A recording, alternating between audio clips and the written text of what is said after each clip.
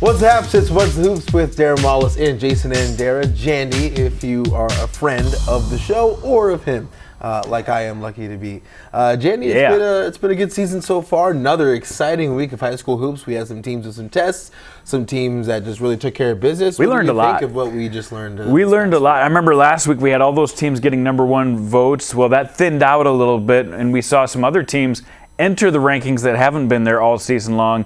And you look at the schedule, we're really on the downhill slope for some of these small schools especially, who maybe only have 2 weeks left before they start their region playoffs or their district playoffs. So, it's getting real, Darron, real quick. It's getting hairy, getting closer to Valentine's Day. Yep. That's the big day. The big day for everyone. So, but before we dive into some more hoops, we're actually looking to see a few more dunks, and specifically our February 15th show will feature the best in-game dunkers of the year. If you think that you know the best dunker in South Dakota and you want to nominate someone, you can DM me or Jandy on Instagram. My handle is @NotDarron. That's NOTDARRON. Jandy on Instagram is Andera Midco, ANDERA Midco, or on Twitter as well. You can find me there @DWallace Midco, and Jandy there on Twitter, on X. Same diff. X same now. diff. Same thing, but if you want to DM either of us to nominate your favorite South Dakota dunker of the year, we will take a look on our February 15th show. We're going to pick our top 4 dunkers to participate in our dunk contest. That's right. So we'll be giving out some scores, and bring those cards if you can, up. please help us, because it should be fun. It's funny because, for years I've done what's called the Thunder Report, and then every month I bring out the best dunks. But the number of dunks over the last few years have been going up so high that this is how we're deciding on the best dunkers, because there's just so many dunks to get in high school hoops. And there's some really good ones. Dunking in high school gets you a lot of street cred, a lot of rep. Right. So, if you know the best in-game dunkers, please send them our way, and we'll give them a proper score, if you will. But moving into the hoops portion of What's the Hoops, let's do it. We're going to start in girls 2A, Tuesday night, special games in the area. O'Gorman stays unbeaten, taking down T area 53-45. Molly Abdouche played really well. Katie Vasika played really well. I mean, it was about as good of a game as you could get for 2A. Unfortunately for T, they dropped one, but O'Gorman, another impressive win, and their closest result of the season. Well, we're looking at O'Gorman here, where there's not very many tests left for them to have an undefeated regular season.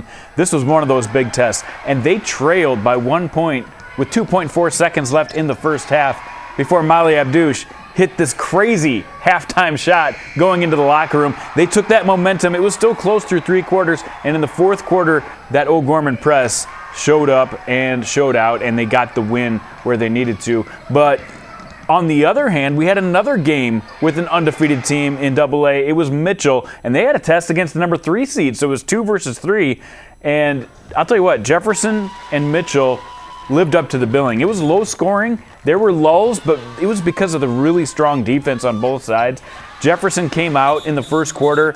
They hit back-to-back threes to open things up. They went 6 of 10 from 3 in the first half, and they were lighting it up, but Mitchell stayed with them. That told me that Mitchell's got some life here, and they had some legs, and they did. They pushed it in the third quarter, played a really good third quarter, and then in the fourth quarter, it was a locked-up defensive battle, and it came down to Mackenzie Peterson, who came up with a clutch steal right at the end of the game to help Mitchell seal this one. They ended up getting a 2-point win in a low-scoring game to stay undefeated. That was a lot of fun to watch, Darron. Yeah, and you mentioned earlier in the season there were a lot of questions among the voters about just how good is Mitchell. Right. Like, do we even know how good Mitchell is, because they hadn't really been tested? Like, you could look at their schedule and say, well, they're undefeated, but are they really playing anyone? Right. Well, they played a team in Jefferson who you and I believe have a couple of the top players in the state. and they took care of business. So regardless of how you want to evaluate their season as a whole, that's a really impressive result. Yeah, and Sawyer Stabner came up big. She had 10 points in the first half, 19 for the game. Defensively, they held Jaden Dunn to 8 points. That was a key for me in that game. They hit from the outside. Brindley Altenberg was contained in that game as well. So defensively, this Mitchell team is no joke. And after the game, we caught up with their head coach, Dave Brooks, and their star player, Sawyer Stabner, and talked to him about the win and how this season's going. Expectations certainly we wouldn't be 12-0 at this point. We thought, we have most of the kids coming back this year, so we thought, maybe some nights if everybody's on, maybe we can score some points. But every game it seems like somebody different comes up and has a big game and kind of bails us out or gets us a win. And it all kind of for us starts on the defensive end, and that kind of spurs our offense. And we kind of thought that coming into the year that we were going to have to be good defensively and play 94 feet. And so the kids have bought into that, and it's been a fun run so far. Right. So I feel like that's all our drive and our determination. Like part of our program, like our, vibe that we have as a team. We always work hard and we're always like, no, we can do better and push ourselves to get the most out of what we're doing and stuff. So I really thought that everyone knew that we could get it done, and so. So with the win, Jandy, Mitchell State's undefeated. The only other undefeated team in 2A, O'Gorman, of course. I think it's pretty clear-cut that these are going to be the two top dogs moving throughout the rest of the season. They've really showed consistency, and I think both of them start with defense and finish with offense. Both of them have star players, Sawyer Stabner and Molly Abdouche. It's going to be a lot of fun. I still don't expect, just like Dave Brooks said, I don't expect they're going to stay undefeated the whole season, but they will take this great start that they are off to. Yeah, tough to stay undefeated at any level, regardless. But right. Huge credit to Mitchell for what they've been able to put together this season. Moving on, staying in the girls' part of things in South Dakota basketball, Rapid City Central. Yeah, let's talk about them. They've been really impressive after a rough start. It's their first year under T. He Miller, former USD standout player. They started their season 1-6. Since then, they're now 4-1, but at one point they were 4-0. So they had a 4-game winning streak after a 1-6 start to the season. Yeah. They're led by Leah Landry and Aaliyah Jones, both averaging over 12 points per game. Really impressive stuff. I mean, they could have just kind of mailed it in, but huge credit to Tia Miller for getting her team to buy in and rally the troops. Yeah, that was big for her, and for her to go back to her hometown of Watertown and get a win during that 4-game winning streak, that was huge. This Rapid City Central team, they have not been very good over the last few years. They took a nice group of seniors this season, and those seniors are playing really well. Lolo Carlo came in and transferred into Rapid City Central's having a great year. Leah Landry, though, is just a freshman. The rest of those girls on this list, those are seniors. So this is a team that really, I think, could cause some definite rumbles here in the next couple of weeks. When we talked to Coach He Miller, she said, understanding our personnel and style of play that fits our team has been huge, and she's been so impressed with the way these players are coming to practice and trying to get better every day. She said, that's a great sign for us and for the future. Yes, they did get that loss Tuesday night to Bellefouche. Matea Ward came up huge for Bellefouche with a 31-point game. Just couldn't stop her. But other than that, 4 out of the 5 last wins. And Rapid City Central is not a team you just brush under the rug anymore. I think this is a team you're going to have to look at if they're on your schedule and say, hey, we got to do some special things to stop these ladies. Yeah, look at a team right now that believes, and any team that believes, they can always shake things up. Also, love their mascot, the Cobblers. The Cobblers. Never heard of a Cobblers. We a couple of years ago during COVID, we didn't have anything to cover, so we did a mascot bracket. And I think the Cobblers were a Final Four team, if I remember right. Yeah, I put them in the Final Four. I never heard of a Cobbler, but it looks pretty cool. Yeah. Step away from 2A and go into Single A, where Jim Bridge, of course, he finally did it. He set the all-time girls basketball in good fashion coaching wins record. Yes, in big fashion, with his 630th win over Bridgewater Emory. 74-25 was the final score, and kind of fitting where you're going for a record and you can put everybody in the game and everyone's smiling and laughing and clapping. I think that's just one of the best ways to do it. Let's talk about Hanson a little bit, though. This is a team kind of been under the radar. They're the only team that's beaten Ethan all season long. Got off to a great start. They're 11-2 right now, but good for Jim to get that record because the upcoming schedule is not favorable. They've got some tough games. They lost to Wagner on Tuesday. They play MVP coming up, and then they get Florence Henry. That's 3 really good teams in a 5-day span. So, so that's a really tough stretch for them, and for them to get that record out of the way before they go into what looks like the toughest part of their schedule, I think that's kind of a relief for Jim as well. Yeah, it's always good to get that off your back. 44 years of coaching, well deserved. You talked about how great of a guy he is. Hasn't quite had that team that's maybe necessarily gotten over the hump to win a state title, but I think just in terms of just that longevity and always having a good team to win this many games just means that you're doing something right over there. And, for sure. And, coaches also want to stay with him as well. Exactly. So shout out to Coach Jim Bridge. You deserve it, and we appreciate what you're doing over there. You bet. That'll do it for A. Now we'll take a look at the girls B and Mak Scott. Yeah, let's talk about her.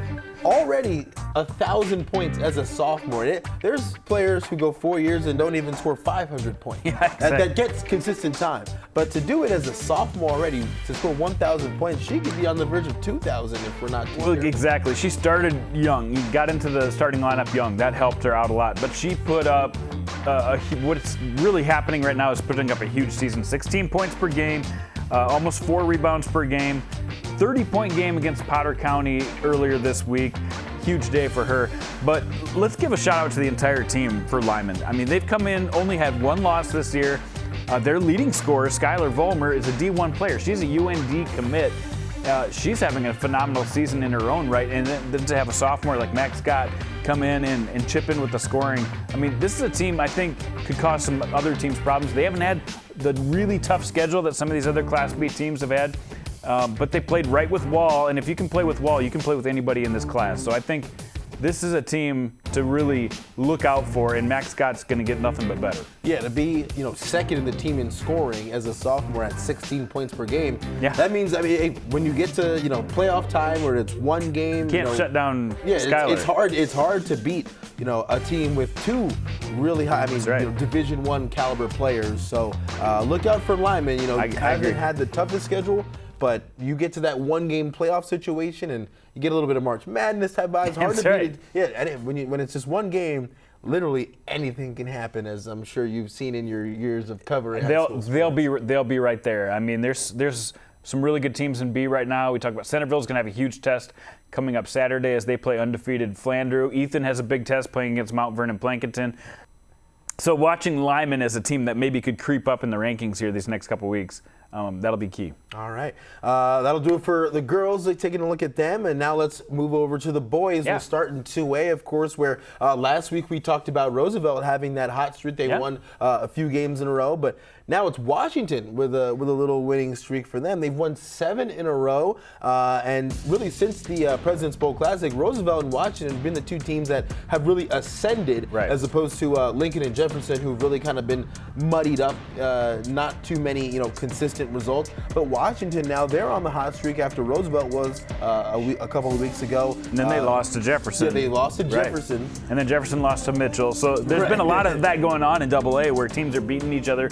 So it's hard to put a winning streak together. That's what we're trying to say. Hard to do, but Washington's done what, 7 in a row now? 7 in a row. Tommy Hoffman, of course, leading the way, 14.6 points per game, just over 5 rebounds, 3 assists. He kind of does everything for them. And this Washington team, they're well balanced, but I also do think that there is a bit of, and not in a bad way, they go as Hoffman goes. And I think he's been really impressive this season. He's been super impressive, and for him to basically not get much playing time last year and then having to come in and be the man as a junior, more props to him. But another key, especially in this 7-game winning streak, is Lubob Kambalo. And he's come in, only played 7 games all this year and had played in the President's Bowl to kind of start the season, but he's hitting 50% of his threes right now. He's looking a lot more like his older brother than we kind of thought Lou Bob had in him. He was one of those guys who got the Game Changer award on social media last week.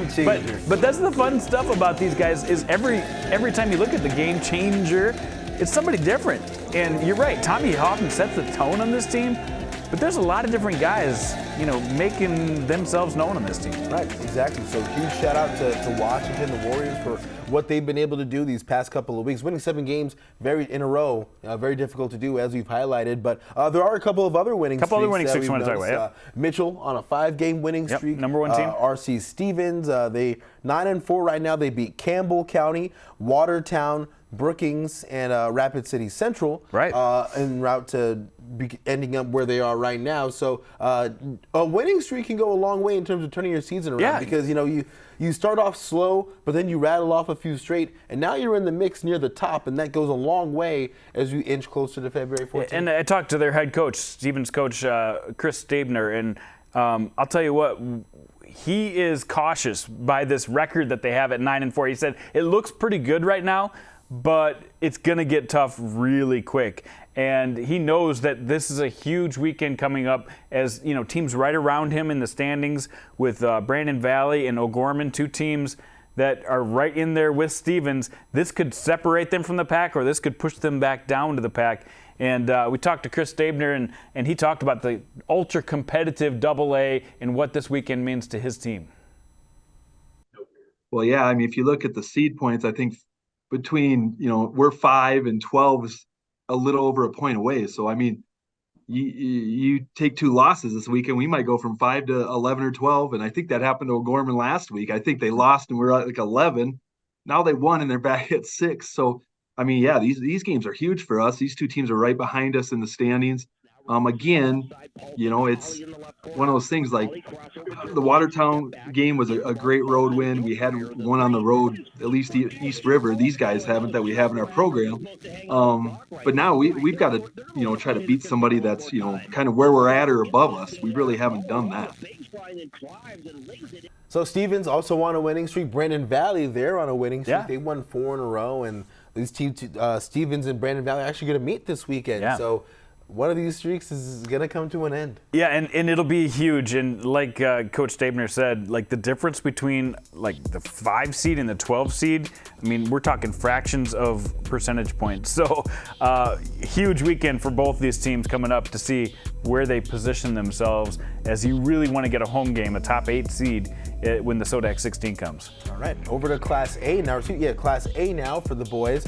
Sioux Falls Christian, they impressed after a tough stretch. They had wins against T-Area, Dakota Valley, and Hamlin. And we talked about that was going to be a gauntlet for them, but they passed with flying colors. They seem to get stronger each and every game as they beat T. That was a struggle, and they pushed away in the 4th quarter. Dakota Valley, same thing. They outscored them late in that game to get the win, and then they played Hamlin, and Hamlin was also coming off a back-to-back, and it was a tough game for them, but they were able to pull away from Hamlin late. So Griffin Goodberry and crew, they continue to get better. We had a chance to talk to Mike Schouten, their head coach, and just see what does this success mean for a team that's so young and still so good. I've been really pleased with the season so far. We're continuing to get better each week, and so that's a good thing to see. We've had some really good games. We've had some great competition, and so we've been pleased with the results so far, and hopefully this will continue. So we just talked about the stretch that they were on, facing T, Dakota Valley, and Hamlin, and then right away they'll get another tough stretch of games against Jefferson, Lincoln, and Western Christian. So it seems like their schedule, for as hard as it already has been, it's not going to get any easier anytime soon. It's a little different. They're playing teams in AA, which they almost play a different style in AA. Things slow down. Things are a lot more physical. So we'll see how Sioux Falls Christian does against maybe some more physical teams in Jefferson and Lincoln. And then Western Christian, they've been a standard in Northwest Iowa. They're having a great season once again this year at 9-1. Their only loss came to Dakota Valley. So we'll see if those scores kind of play out with the way Sioux Falls Christian matches up against Western Christian. But yeah, those will be tough. Yeah, and speaking of big seasons, impressive seasons, Sioux Falls Christian still undefeated. Jaxson Wingert has been let's talk about very impressive this season. He's a big guy, but he can step out and knock down the three. You look at his averages: 28 points per game, 8.6 rebounds per game. He's shooting 63% from the floor. That includes 2-pointers. He scored his 1,000th point already, and he has 2 30-point games, 33 against Hamlin and 35 against Sioux Falls Christian. This kid's incredible, and it seems like it's kind of gone under the radar a little bit. It's been under the radar, and he's kind of been under the radar, in general. The 2 seasons that they went, all the way, he wasn't the leading scorer. He was a starter as a sophomore. He was a starter as a junior last year, and now as a senior, he's kind of the guy. And he's put up 28 points per game, Darren. This is hard for 28. You would think 28 points per game would get a little more notoriety. I'll tell you what, he needs some notoriety. But this kid, talking to head coach Jason Kleiss, he is super excited because he said nobody works harder than this kid. He watches at least 2 games on his own for scouting every day. He wears a size 18 shoe. He's a solid 6'7", and he's young. Like, he's still a 17-year-old. He has a late birthday, so he still has a lot of upside. And according to his coach, Jason Kleiss, NAIA offers and some schools like that are really after him, but he's kind of surprised that the D2 schools are above still aren't on this guy. I tell you what, if you're a D2 school or above, maybe even a D1 school, take a look at that Jaxson Wingert. This guy works hard. He's got the body. He can shoot. He can defend. He's quick. And he's a great team guy. Yeah, and I mean, it's not a bunch of guys that are 6'6", 6'7", that can knock down 45% of their three-pointers. It doesn't matter how many attempts you're taking a game. That's impressive no matter what. So, yeah, hopefully some of those schools will come knocking and give Tish a chance, right? I agree. Right. Moving over to Sioux Valley now. They're still unbeaten. Alex Squires, nearly a double-double per game.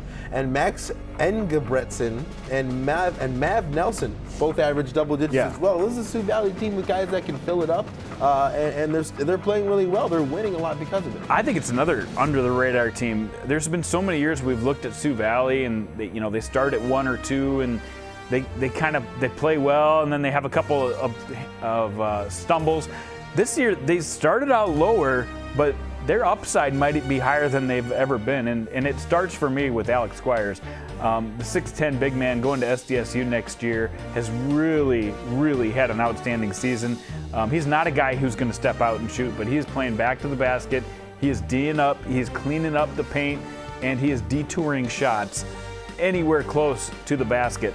And that's the reason Sioux Valley, they automatically have a mismatch every time they play somebody who has a good post player, and he has really made the difference for me. But yeah, he gets a lot of the headlines, but you talked about it. Max Engebretson and Mav Nelson, both in double digits as well. So those guys are huge support systems to what Alex Squires brings to the court.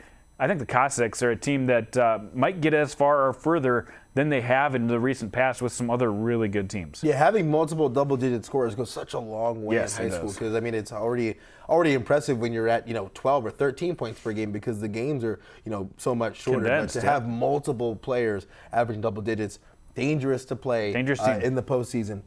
Stepping away from Class A, let's take a look at Class B. Castlewood, they had a tough test against Hamlin, and Hamlin just rained down the threes. They ended up winning that game by 20 plus. Yeah, and that was Hamlin just being Hamlin, and that's another team that has multiple double-digit scorers. And I thought this was going to be a close game, but they took Brian Lowy out of the game in the middle. They forced it into the three-point shooting contest, and they won by doing that. So Castlewood with a little stumble against a really tough part of their schedule. So now 2 losses for Castlewood, and they've got another couple tough games coming up we'll talk about in the last section. Yeah, we've been talking about DeSmet a lot lately as well. They used a 20-2 run to beat Canastota 54-36 on Monday. It was a tied game going into the fourth, but that 20-2 run would end up being the difference. Yeah, when I talked to head coach Jeff Gruenhagen, he said Ortman was hitting way too many jumpers, so we had to switch to a 1-3-1, And the guys really adjusted well to that. Offensively, they really locked in. They got some great finishes from George Jensen in the middle, and they stepped up and really, I mean, a 20-2 run against basically a ranked team in Canastota. That shows you the upside of this DeSmet team and the great in-game adjustments that they made to make that happen. Yeah, it's really interesting what a 1-3-1 does in high school. I remember I played 1-3-1 in high school. Like my team had a bunch of length, and my coach loved to switch to the 1-3-1 with, either you apply some pressure, you can slow the game down, because for some reason, a team will see that 1-3-1 zone and kind of just go, switches it up.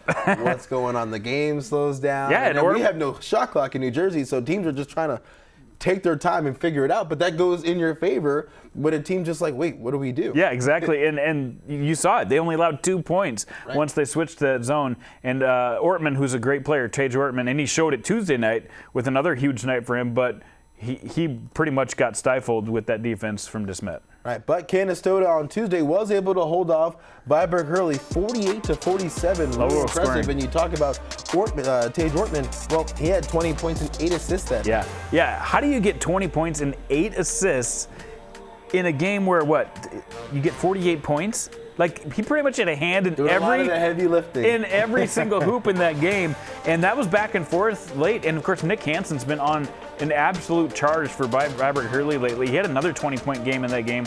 You got to worry about stopping a big guy like Nick Hansen, and then you get a guy like Tage Ortman who just goes off and takes the game under his wing and makes it happen. Huge confidence boost for Canastota, who had just lost a big game to DeSmet and comes back the next night and beats the #1 team in the class. So you got Castlewood going down a couple times, Viborg Hurley now with a couple losses, DeSmet with a couple losses, Canastota with a couple losses. Class B, who knows? Class B is at the top. It is anybody can be anybody at C. I agree. I mean, and White River is the team that probably will ascend to #1. And they've got a couple of tough games coming up themselves. So it'll be interesting to see kind of how this shakes out with seating-wise before we get to, the big dance here in a month or so. Right, and speaking of the big dance coming up, we do have some big games coming up leading up to that. We'll start with Thursday, where for the girls, Mount Vernon at Hanson. Jim Bridge will have another test coming into his door, and then on the boys' side, Lennox will be at Western Christian, the Western Iowa team. Yeah, and let's talk about Mount Vernon, too. This is a team only with 2 losses. They got a D1 player on their team in Emily Fox, and this is the best MVP team that I've seen in the last couple of years. This could be a huge win for MVP. I'm going to try to get to that game if I can. And then Lennox and Western Christian. Lennox had another tough win on Tuesday night, but big news for Lennox is they have Porter Enan back, future USD player who was out at the beginning of the year. He came back, had a 27-point game in one of his first games back. Tuesday helped him get to a big win. I think we're going to start watching Lennox a little bit closer, and this is a huge test for them as they take on Western Christian. Friday, we've got Sioux Falls Christian boys at Jefferson. Jefferson talked about that a little bit. Feeling good after their big win over Roosevelt, was it? Yes, they beat Roosevelt last week to get back in the winning track. They did lose to Mitchell last Tuesday, but Jefferson's one of those teams that can kind of beat anybody and lose to anybody. Right. And like I said, the most interesting part of that game is just going to see how the physicality of Sioux Falls Christian transfers when they start playing some AA teams. And then Dawson Boyd, 17-1 team from Minnesota at Castlewood. So Castlewood, they just played Hamlin. They played Viborg Hurley a week ago. This week's big test, a really good team from Minnesota. So there's a border bash going on between some of those teams up near Castlewood and some of those teams on the other side of the border in Minnesota. This one seems to be the crown jewel. All right, and then on Saturday, on the more weekend hoops, a lot of big games this weekend.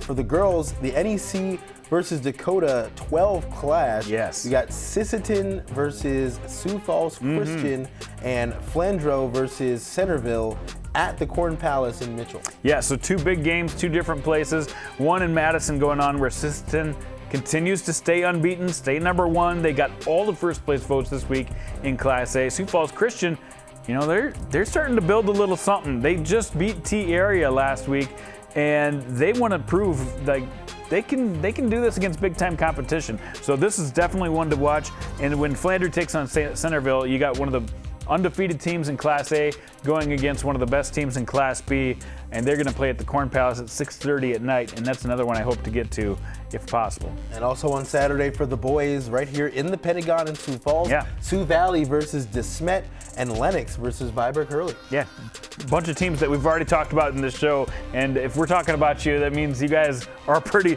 good team. So we're looking forward to the Cossacks taking on DeSmet. I think that's going to be a phenomenal game as we see, George Jensen go up against Alex Squires, two big guys in the middle who can also step out. I'm really looking forward to that one. And then Lennox takes on Viborg Hurley. Again, a Class B team just lost by 1 point to Canastota, going against a Class A team who gets their star back in Porter Enan. Another huge test for Lennox. That's two big tests this week for the Orioles. All right, and then after the weekend wraps up, we're back on Monday. For the girls, it's Mount Vernon at Ethan, and for the boys, Sioux Valley at Hamlin. Another really tough match. I mean, Hamlin, I feel like we haven't talked about the stretch that Hamlin's had, because it hasn't necessarily been in a row. Yeah, they've always been playing this season. Hamlin has also been on the other side of the teams that we've considered having a tough stretch. So Hamlin, really impressive that they've been able to rally off a few wins against these. Yeah, this is a team that has state championship type of potential, and when they continue to test themselves with, they're playing DeSmet, and they're playing Sioux Valley, and they're playing Castlewood, and they're playing, all these good teams at the top, Sioux Falls Christian. I'll tell you what, that's going to make them better and better. And Easton Neuendorf, their point guard, he gets it done. And then in the girls' game that you talked about, Ethan has moved to number 1 in Bs. They get Mount Vernon Plankinton, who we just talked about playing Hanson earlier in the week. And then on Monday, they get another huge test. So big test for MVP in the next two games for them. And on Tuesday, to wrap up our set of big games, for the girls, Harrisburg at T-Area, and then for the boys, Washington at Brandon Valley, and Pine Ridge at White River. Yeah. White River, you mentioned, they could really separate themselves from the pack with some more of these wins coming up in their matchups. That'll be a big test. This would be another really big one for them to pick up and will go a long way as far as seeding, but also in terms of confidence, because in Class B, it's and Pine Ridge is an A team that's getting some recognition in the polls as well. Marvin Richard, the third. Over 20 points per game for them is just a sophomore. So that's another guy we probably haven't talked about enough. He takes on White River, so that's going to be a heck of a challenge right there for them, as they probably will be number 1 at that point in the polls. We're talking about those other two games we just mentioned, Harrisburg and T. That's becoming a little bit of a rivalry. A couple miles separate those two teams, and they're kind of, outside of Sioux Falls. They want to get that recognition as being the team, so I think that's going to be a huge one to watch. And then Washington on that 7-game winning streak, Brandon Valley currently on a 4-game winning streak. Both those teams kind of trying to knock at the door and say, hey, do we belong as one of those top teams in AA? Well, they can show it here by the way they play in these next week. It should be a good week of hoops. Of course, we'll be back here next week to break it all down for you. So if you want to check it out, there's plenty of great high school hoops all around the state, Jandy. We're inching closer tomorrow, or rather February 1st. It's here, and before we know it, in just 2 weeks, we'll be looking at playoffs, matchups. Baby, playoffs, and we're gonna we're looking at dunks in 2 weeks too. Remember, so make sure send us in some those dunks. Yeah, check us out on Instagram or X, formerly at Twitter. If you want to DM us those dunks, who do you think is the best in-game dunker, and we'll be taking a look at who is actually the best in-game dunker. I think you might qualify. If you remember at the Pentagon, we've got a few shots of you going up and trying to get one. So you definitely qualify as a judge. Details, You definitely qualify as a judge. I probably have some footage. Hopefully, I'll throw my hat in the ring and take them on. Some of my dunks from my younger years. But that'll do it for What's Hoops. This edition of What's Hoops, with Darron, Wallace, Jason, and Andera. Thank you for watching. We will catch you next week to talk about more about what's happening in hoop scene in South Dakota.